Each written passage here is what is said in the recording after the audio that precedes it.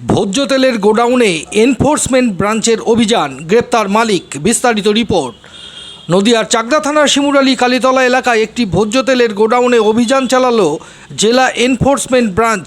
Police সূত্রে জানা গেছে, দীর্ঘদিন ধরে ওই গোডাউনে ভেজাল তেল উৎপাদন করে খোলা বাজারে সরবরাহ করা হচ্ছিল।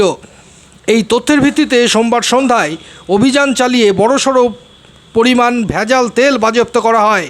অভিযানের সময় গোডাউন থেকে 15 কেজি করে 72টি তেলের টিন ও ভেজাল তেল তৈরি বিভিন্ন রাসায়নিক পদার্থ উদ্ধার করা হয়।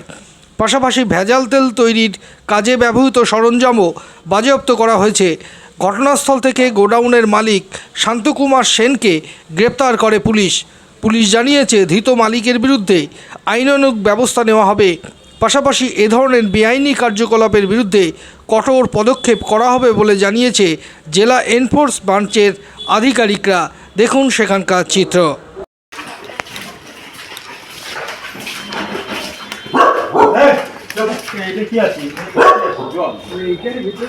সোমনাথ